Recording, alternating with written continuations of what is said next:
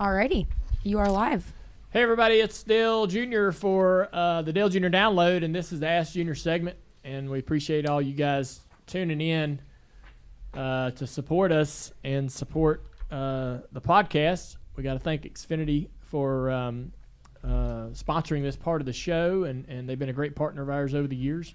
You guys have sent in all of your questions to Xfinity Racing on Twitter. Hannah is here to pick her favorite one. So let's get started. All right. Well, the first one comes from Patty James. Pretty cool announcement. Well, we've talked about a couple announcements that are cool over the weekend, but one of them being that you will be joining the Fox booth at Talladega this upcoming weekend. And Patty wants to know what the chances are of you actually getting to talk while in the booth with Clint. That's funny. It's going to be a lot of fun to see how they do it. You know, they have a different production truck, different people, personnel, and how they present the race and what a broadcaster's role in the booth is going to be different. And so I'm going to go and have a good time. I like Mike Joy. I like Clint, and I've been friends with Clint a long time, and I've gotten a chance to actually work with Mike one time at the Clash in Daytona. So and he's a historian, much more so than I am, and so that's definitely interesting to me. But I'm going to have fun. It's a great racetrack. I know really well. I feel pretty confident I can go in there and add something to the broadcast. But I'm also just going to be kind of paying attention of what I can learn that they do really well that I think we could incorporate into what we're doing. So I also think I get this question a lot. How did NBC let this happen? How are they letting you do this? NBC is the one that called me. Right. My boss called me and said, "Hey, man, would you want to do this?" So they're all for it. And for a couple years, we've kind of teased the idea of me doing a Fox race, either the Daytona 500, but the more realistic thing that we were talking about or have talked about over the last couple of years is me being in the booth for the Sonoma race, or the last race before they hand it off to us in Nashville. So to have kind of a bit of a smoother transition, I guess. And none of that ever happened, but not to say it won't in the future. But NBC really is the ones that thought, that they're absolutely supporting this. And the reason why is because the ratings, basically, as the ratings start in the season, whatever the ratings do, whether they're going up or going down, whenever we start to broadcast, we really pick up right at that same number. The ratings don't jump way up when NBC starts broadcasting. They don't jump way down. They stay pretty much linear to what the ratings for Fox are. And if the ratings are trending upward, they kind of keep doing the same thing for us. And so the higher we can get that number, the higher that number can be, the better off it is for the broadcast partner that's coming in the second half of the year, because where that number is, you're going to pick it up and kind of continue or try to continue that momentum. Fox has a lot of great momentum, and we're just trying to do everything we can to be a great partner, because honestly, when you look at it, Fox and NBC are partners trying to, raise NASCAR to new heights. And so they both have the same responsibility. They both want the same outcome, and this is kind of how that all come about. Can I add one thing? Is that Dale's going to be on the qualifying show on Saturday as well. So, he's going to have 2 days of work to do with Fox, which is exciting. Yeah, I don't know they were, they were going to ask me or task me to do the qualifying, but I was like, man, I'm going to be there. I might as well get the rust knocked off and kind of learn, Clint's cadence and Mike's, how Mike sort of brings you into the conversation and so forth. It'll be fun to get a little work done before we actually do the real thing on Sunday. And this next one comes from our chat from Ethan Ball. He said, speaking of Talladega, what is your favorite Talladega infield memory? Shoo-wee. For the longest time, I wouldn't go into the infield.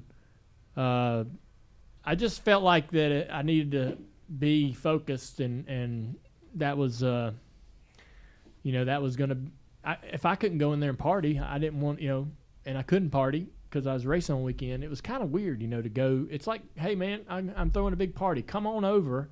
You know everyone here, or you're going to have a great time, but you can't party. Right? Would you go? I think it'd be if it sucked. Yeah. Okay. I mean, we might go, but it sucked. I did get on a golf cart a time or two with Tony Jr. Or Letarte, and we'd go ride around, make a lap. And honestly, about 2 years ago, we went to the infield and literally got off the golf cart and walked the boulevard, and it's so crazy that nobody even noticed. Yeah, I believe that. Like, there's too much to over the top stuff going on for a Dale Earnhardt Jr. to walk through and it then capture everybody's attention. And even the ones that were like, hey, they were so entertained by everything going on around them. They're like, hey, man, there you are. Yeah. There's a naked guy over there wearing a tire. That's all that's covered up. Who are you going to pay attention to? Well, it was interesting. Yeah, and so all those years, I kind of wished I'd have, checked it out a little bit more than I did. But you kind of, my favorite part about the Talladega infield experience is social media. The track does a social media thing on Monday. Yeah. That's great. Where they do all of the random things that are left behind. Yes. Oh yeah. That's right. And so like there'll be couches and kiddie pools, all types of random TVs. things people bring. Teeth. Yeah. Okay. They find some questionable things. Yeah. And so, I'm expecting the same thing again on Monday. If you don't follow the racetrack social media handles, Talladega Motor Speedway, you got to follow that handle to be able to see what they post on Monday after the race is over with and everybody's went home. It's I'm glad I'm not the one that has to pick all that trash up and all the random items that they leave behind. And I wonder what they do with all of it. I guess it goes off to the dump. It belongs in a museum. Yeah. Yikes. This one comes from Sudith. Says, hey, can you talk about the time you got to drive a Petty 43 backup because your other car blew? What was that like? I never even knew until I saw someone talking about it on eBay and the die cast they made. Yeah, this is the car I think you're talking about right here. So it is a Ford. That's a bit of a long story, and I don't know if we told it here or not, but I was racing at Nashville Fairgrounds in a late model stock race, and we were practicing. They had a big crash in turn 4. And my crew chief Wesley said, "Slow down. There's a big wreck over here." So we slowed down and stopped. Right, we're just sitting there, and a couple seconds later, a car come flying in, had no spotter, and ran into the back of our car, and the frame punctured the fuel cell, and I mean a big hole in the fuel cell, and boom, we're on fire. And so I climb out of our car, and this guy that ran into me, he climbs out. His shoes were on fire when he got out. I mean, it was a big fire because it punctured a big hole, and it was instant. It was a lot of fuel all at once. And so our car is sitting there burning. I had a fire extinguisher mounted behind the seat. The fire extinguisher exploded and wrapped the seat around the steering wheel like cellophane, like you would, that cling wrap. What's that cling wrap you use? Like a saran wrap? Saran wrap. Yeah. Wow. What did I say? Cellophane? What the hell? Well, no, I know. So saran wrap. I mean, I got the car home and there was nothing left of it but the bare chassis because everything was burnt away. Wow. And it wrapped the steering wheel around, or wrapped the aluminum seat because the compression of the explosion of the bottle sheared the rear mount of the seat, and it pivoted forward on the front mount, right? So the seat has two mount, the front mount and the back mount, and then it's mounted to the rear roll bar. It sheared that off, sheared this bottom mount, and it pivoted on the front mount up toward the steering wheel and wrapped around the steering wheel tight, like it was fluid. Wow. In the moment, it was like, and then oh my gosh. And so I mean, I had just gotten out, and there were 30 people sitting there watching this, from here to Matthew watching this thing burn, and it goes boom, and we all like, whoa. And the fire truck pulls up, and they get the hose, and they turn the hose on, and this little purple fluid just comes rolling out of the hose, and they were like, oh, damn. They didn't have anything to put it out. The fire truck didn't work, right? And so the car's burnt to the ground, both of them. And it was bad. So I'm wandering around in the daze like, what the hell? I walk up into the hauler, and Wesley, my crew chief, who works at Gibbs now, is sitting there crying. And so I said, Wesley, it's going to be okay. And he was like, man, I was so scared for you. That was terrifying, And he has been through some things in racing where he's lost some loved ones in crashes. And he was like, man, that made me think about my past. And I'm having this conversation with him up in our gooseneck trailer. And there's a bunch of people crowding around the back of the hauler. Sorry for this. This is going to take all of Ask Junior. You asked this question. I have to tell it. But I heard a voice. You want to race? And I was like, I turn around, and it's Bobby Hamilton. Oh, my gosh. Senior. Yes. Yeah. And I said, what do you mean? He goes, you want to race? I said, yeah, I do. But I'm like, what does this mean? Like, what are you talking about? He goes, I got a car. It's outside the track. It's in a trailer. We brought it here to sell. But if you want to race it, it's ready to go. And he said, the only problem is it's a Ford. And I said, okay. So I get on the phone. I'm calling, trying to get a hold of Dad. That's impossible. But I did get a hold of the general manager at DI, and I said, this is the situation. He said, you can race. Just don't say anything. Don't do any media about it. Don't mention the word Ford. Just race and come home. So we go outside, and we get this car out of the trailer, this car right here, number 43 SDP, because Bobby was driving for Richard back then, That's I think. right, yep. We pull the car into the pits, and Bobby Hamilton says, Ice, you got to change the right rear spring. It's got a dummy spring in there, just to, the wrong spring. So put this spring in there and put this many rounds in it. And it's got a spool, which means the rear end's locked. There's not a ratchet in the rear end for the rear to ratchet. It's a spool, both tires pulling at the same time. So you got to add, instead of running a 1/2 inch or 3/4 of an inch of stagger in the rear tires, you got to run 3 inches of stagger, or 2.5 inch.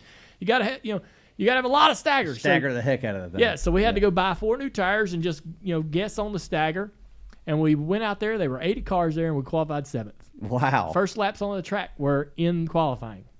And this thing was fast.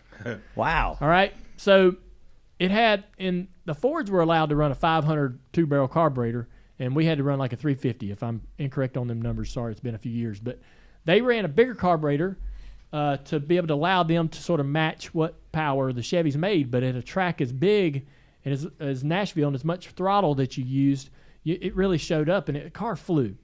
Race starts. We taped up the 4, so it's a number 3. We run the race. It's a 200-lap race. We are leading with 50 laps to go. There's only one car left on the lead lap. Wow. Andy Kirby, I believe, was the driver, number 30. So we got it. We were going to win. There ain't nobody getting close to us. We're flying. This thing drives like a dream. All the power in the world. And it started smoking. And they black flagged us. Caution's out, so we come down pit road. And they look under it, and they're like, there ain't no breather hose on the transmission. Well, it must have fell off. And it turns out that there was never one on it. They just had a dummy transmission in there, and there was no breather line on it, so it had a hole in the top of the transmission case, and all the fluid come out of it. Yeah. And it burnt the transmission Overheated. up.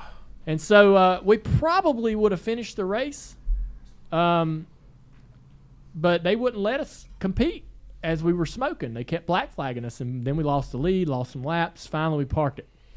He sold that car on pit road I bet he did. after the checkered flag for $40,000. The way it sat. Motor and everything. Take it. And I don't think he would have got half that. No. Before the race. And so I was really proud of that. That a guy walked up and was like, I want that car. That thing's the fastest thing here.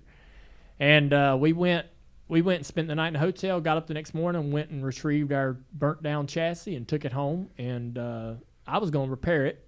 And Dad Dad wouldn't let me. He said the flame, the heat and the flame made the roll cage too brittle, and it was too much of a risk to race. But those were the good old days, man. A heck of a story, dude. Thanks, I have never heard that. Yeah. There's probably something I'm leaving out. But. That's a great one. Yeah, no, that was super cool. Last one here for Ask Junior comes from John Miller. What do you remember of your dad's cameo in basketball? I don't remember anything about it. I don't remember him going and doing those things. I would find out after the fact. Either I'd hear about that I'd hear about it afterwards. We wouldn't be sitting at the house and him going, "Hey, guess what I'm doing next week?" or we're doing this a month from now. Can I go? We wouldn't never know none of that was going on until it happened. And I remember he had a part in the Flintstones that got cut from the movie. Oh wow! Yeah, there's an image of him on social Dale media. Earnhardt? Oh, there's an image of him on the internet wearing his costume. They kind of made this Flintstone style racing uniform, and he's standing there with some of the actors in the movie, I guess. Which I always thought that was weird. I haven't never seen the scene that he was in that they cut, but I wonder why they cut it or whatever. But I bet he it cut didn't it. work. I bet he cut it. Maybe, I don't know. His little outfit's pretty goofy. Perfect. Well, that is it for this week's Ask Junior. Yeah, sorry we didn't get more questions, but I can't tell that Nashville Fairgrounds story with the STP Ford without really getting all the details right. But it says a lot about Bobby Hamilton Sr. and what kind of guy he was to come up in that moment and kind of rescue our weekend, and it leaves us with an amazing story. So I want to celebrate Bobby for that. But thank you guys for tuning in. I hope you enjoyed it. And we got a great guest for you. Greg Olson is going to be the guest, tight end for the NFL. He's recently retired, but he's been a friend of ours for a long time. We've worked together on some of our charitable stuff, so I know him pretty well. It's going to be great to learn a little bit about his career and what it's like being a tight end in the NFL. We're all curious. It's fun to do the non-NASCAR stuff every once in a while, so this should be a fun one. All right.